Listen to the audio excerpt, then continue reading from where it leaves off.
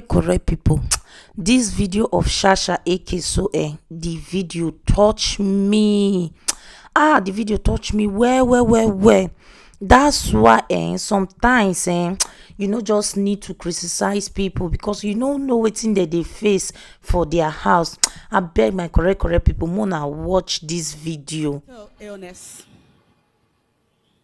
Many thanks to Sir Cosfini, who has endorsed this conversation by giving my team and I some precious talk minutes on this prestigious altar. With me somewhere in the congregation are my people wearing this. Please come. My name is Charity. I am popularly known as Chacha. I am a wife, a mother, Nollywood actress, and founder, Meticulous People Foundation. Thank you.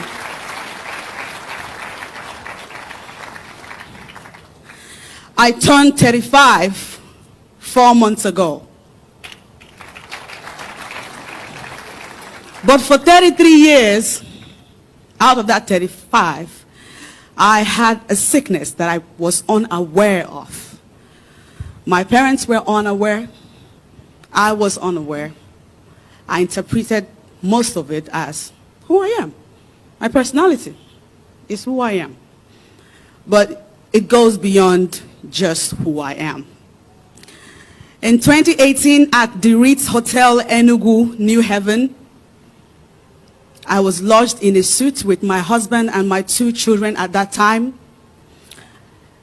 And then one day, it happened. I went mad. Later on, I discovered it's called a maniac episode, but just like in the movies, I went bonkers, crazy. I began to throw away every of our belongings, clothes, shoes, bags, the children's toys. I vandalized the hotel properties. The suite in the parlor area had 3 large cushions. I ripped it all apart using a tiny knife. It was nothing but madness. That madness was contained in just that room by my husband, who was wearing only the clothes that he had on when I was trying to wear everything. Same goes for my children. That incident was so intense that what I needed was a trip to the hospital. But I didn't go to the hospital because my husband and I, who is seated here with me, supported me. Can you please rise? We attributed it to demonic attack, voodoo, marine spirits, somebody not somewhere. Now, we kept saying. Oh, it's Nollywood. You know you can get really envious in that industry. Oh, it's my father and my mother. They never supported this marriage. Oh, I think it's your family. I think it's you, my husband. I think it's you. Because since I married you, my life just started going haywire. It was always one suspicion after another, one false accusation after another. I survived the Ritz, but I had yet another maniac episode in 2020 here in Delta State, Asaba. I was on the laptop writing script after script. Writing is my hobby. My husband was on his way to Lagos to sign a contract with our company, between our company and yet another production company. And before I could realize what was going on with me, I went mad again. And I began to destroy things around the house. I broke televisions, chandelier lights. I burnt all my clothes and my children's clothes. Just like I did in Enugu, I reduced everything that we owned to trash. And no, it didn't take one day. It was 3 to 4 days intense madness. On the 4th day, I didn't eat at all. I was only drinking water. I felt I had superpowers. I felt I was receiving a message from the divine. Or I felt like somebody was manipulating me because there was 2 entities all of a sudden. There was me watching me that couldn't stop that me in action. They had to bound me hands and legs to the hospital. And then I was still, just like in the movies, crazy.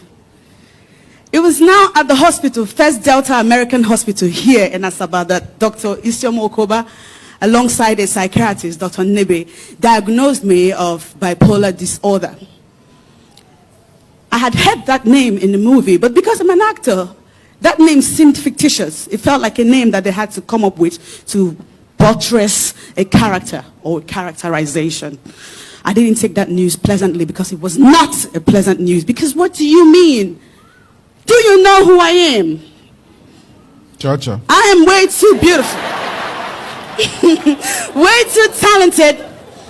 Way too brilliant to have what they call in my area a little bit of scoring. And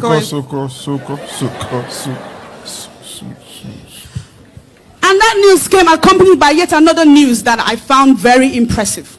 All of a sudden, they said I was pregnant. We weren't expecting a baby, but I love babies. So I was like, yeah. I can't get away. I don't know what you're saying, bipolar, what? And so when they gave me drugs to take, when I went home, I was flushing the drugs down the toilet. I had a friend, I still have a friend in the US, who bought me pills worth thousands of dollars. It was a 6-month supply for the disorder. But my head didn't agree with that news. So I called her and said, I won't take them. The Lord told me in my sleep that those drugs are not for me, I'm fine. And then I now attached the news of the pregnancy to my denial, saying that if I keep taking these drugs, the tendencies of the baby in my stomach coming out as an imbecile is there. So no, I'm not going to take it.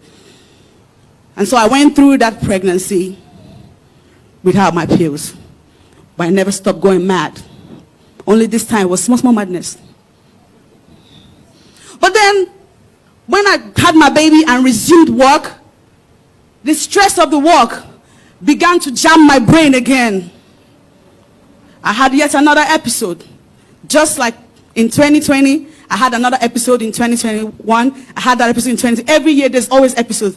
Hypomanic and manic. This particular episode, I burnt all our wedding photos, all our vital business documents, destroyed all our clothes. We had no clothes again. It's what I do. I did that every time. Not anymore, but it was a habit. Many times people would not see me on social media. They imagine I'm living an introverted life. While that is true, I've been living in a world in my head. I didn't even have clothes to make appearances anymore because I wrecked everything that I had. Until I had a last manic. The last manic that I eventually wandered off. On the streets, many are raving mad. Naked. But there are people who are not naked yet, but they are mad. This particular manic, between April, May, June, July, of course, I burnt clothes, destroyed things, but I wandered off. 4 a.m. in the morning, my family were asleep, and I wore my clothes. I sneaked out of the house. Immediately across the gate, I take off. I was running. Nobody was pushing me, but I felt like somebody's trying to kill me. Hallucinations, delusions. It was all in my head. I ran to Lagos. It wasn't enough. I ran to Ghana. Now Bali, not Kwili. It is what it is, Pastor. Yes. It took the grace of God. God loves me to remind me of home. Because I love my husband and my 4 children at home, including a 1-year-old. But then I suddenly remembered home and I felt like, okay, the reason I ran is because this man here, I was convinced in my head that he wanted to use me to do rituals. The nature of my work doesn't support the sickness that I have. I make pretense for a living. Mm-hmm. People pay me to be pretending to be who I am not. And I've done it for over a decade plus. So I'm a guru at it. But all that pretense began to backfire on me because I began to lose myself in the midst of it all. Characters that I do not recognize were now jumping out of me. I'd come on social media and write nonsense. Non-existent things. And because I'm popular, people take me seriously. They'll take those words that I said seriously. They didn't even know I'm talking nonsense. They didn't know. They didn't know. No, and that was the worst thing you could do to me then. If you say I could fight you. Because what do you mean? What ogu? Insult yourself there. On and on it went. I came back and they bonded me yet again to the hospital. This time Dr. Val's hospital. What's the name again? Ken Crest Hospital. That's the 4th hospital now. One hospital after the other. And it's not like our bills were ever cheap. It's designer sickness, yo. Our bills used to be 700,000, 800,000. And it's not just the pills. That the pills are not even that expensive. It's the aftercare, the psychotherapy that they used to give me that I was still combating. I shaved my children's hair. Anybody that knows me here on social media know my children. They are my greatest asset alongside this man. If you know me on social media, you've never seen me in a private jet. I don't have a Wrangler. I don't have the expensive cars. I still will, but the expensive treasure that I still have, is my husband and my children. But trust bipolar to make a mess of my most treasured possessions. If you're bipolar, when you're having an episode, your favorite things, your favorite people become your worst enemies, your worst things. It's two poles. It shifts from this pole to that pole, and it will stay there for a long time. I suicide bombed my marriage on social media twice. The first one I couldn't account for it, but the second one I'm a mama. Because I was very angry. Trust the devil to use vices like anger.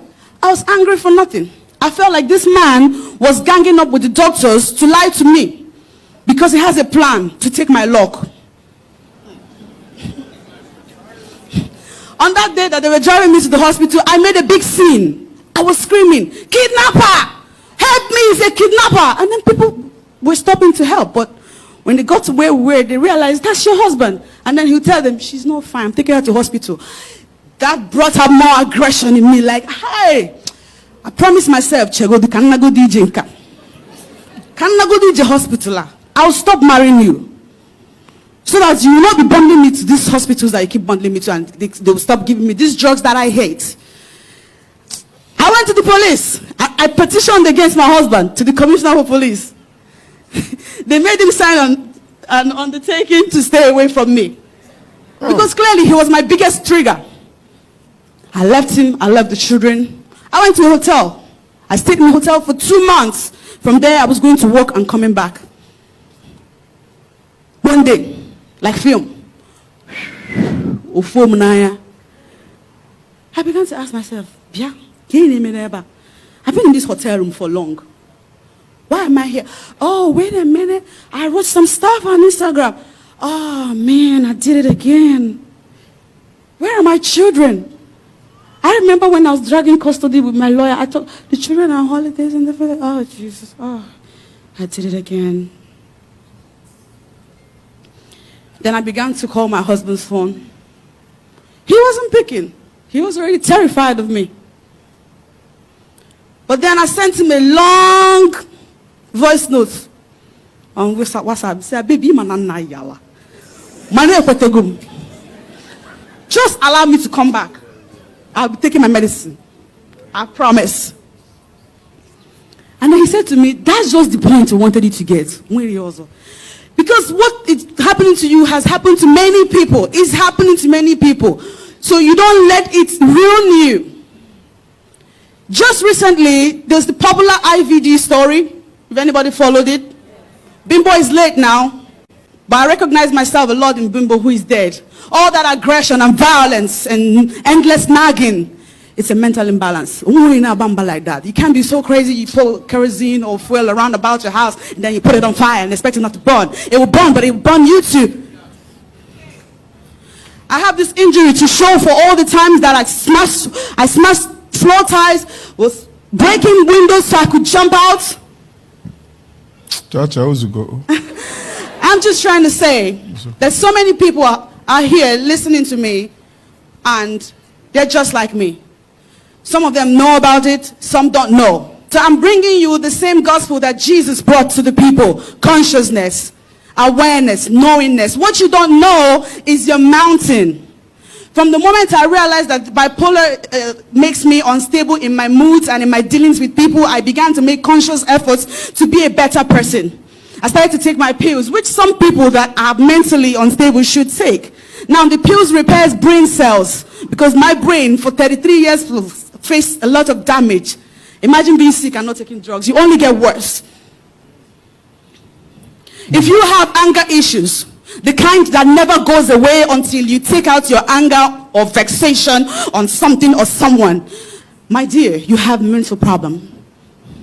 If you feel so bitter and saddened, so much so that you inflict injury on self, you have mental illness. If you have delusions, hallucinations, if you're out of touch with reality, euphoria, you have mental illness. And mental illness can be inherited. Some of us are born with it, some of us acquire it through trauma, poverty, and living a stressful life. Many women are unmarried today because it's a mental illness. Because there's no break in your brain cells. It just keeps flowing. You can't even put a stop button to it. The brain never shuts down.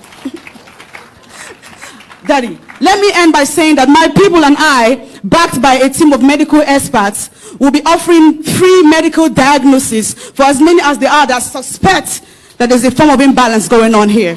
And when you're diagnosed, we have free medication for as many as there are that need it. It's the least I can do for humanity. Please do not let the shame and stigma of being attached to mental illness make you shy away. You'll be doing yourself a great disservice if you do that. Thank you so much. Thank you. Praise God.